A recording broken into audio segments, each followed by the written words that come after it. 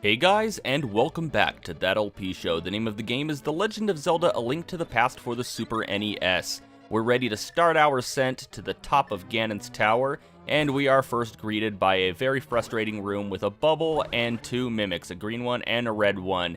And if you want to, you can opt to avoid both of the mimics. The main thing we want to do is make our way to the left side of the room and push the upper block, and utilize the crystal switches in whatever manner you see necessary in order to make your path through the spikes. I'm not doing very well there. There we go, and as soon as we clear through this room, we have a relatively easier room in which we just need to move a statue in order to block one of the spike traps so we can have easier access to those mimics. We need to take out both of them in order to open the door, and unlike the green mimics, of course, the red mimics fire at you with an energy attack as soon as you face them. Luckily, though, we have our mirror shield, so we can deflect those attacks.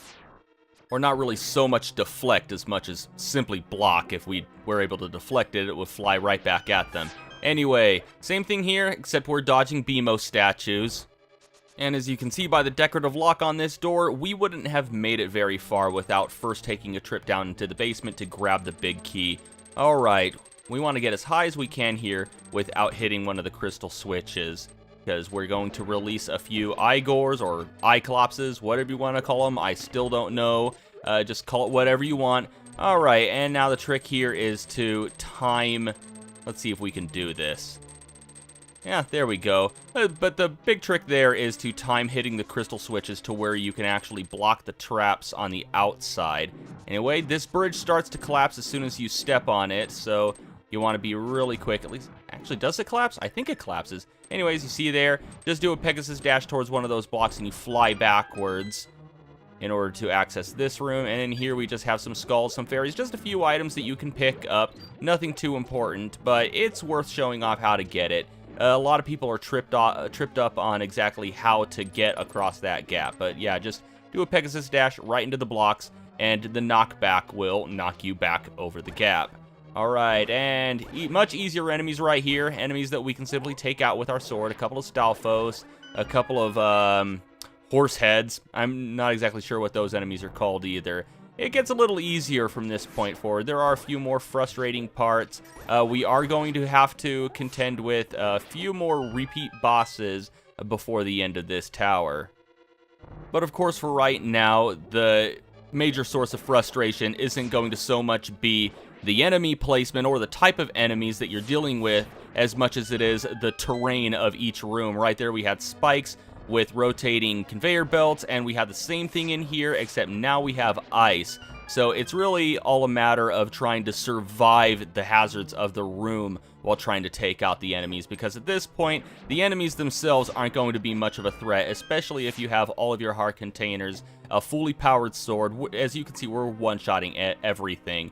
Anyway, just hide behind one of these Ganon statues, and that little guy won't bother you.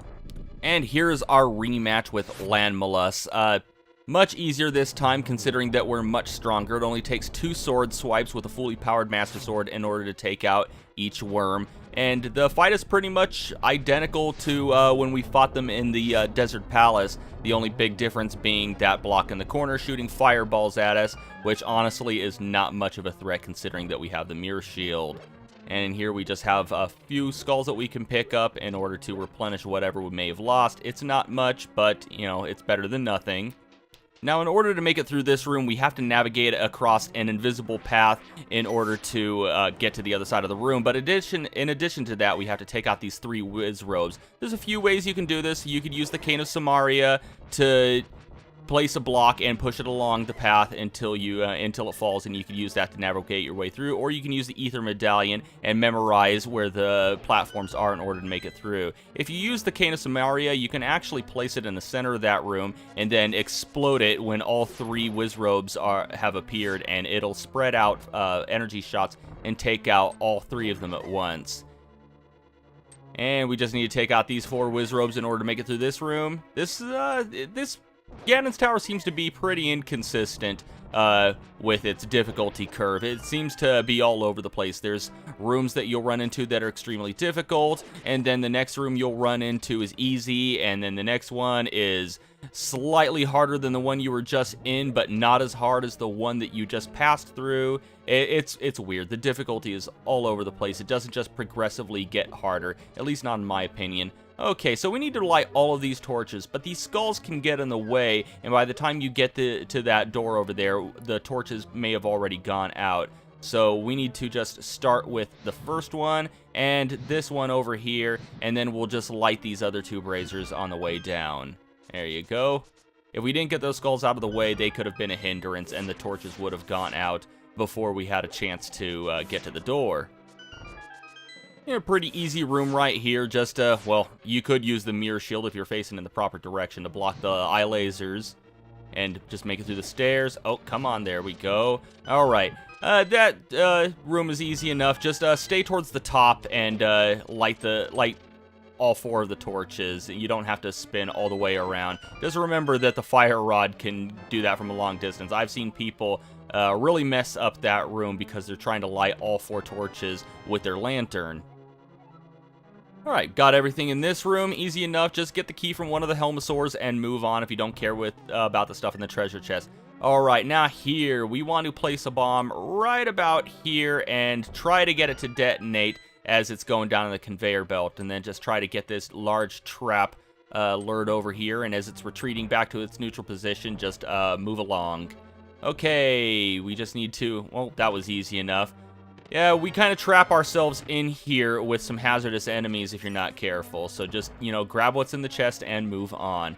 And here we have our rematch with Moldorm. Let's try not to fall off here. Just hit him in the tail. Since we're powered up, it's only going to take 2 hits towards to his tail in order to take him out.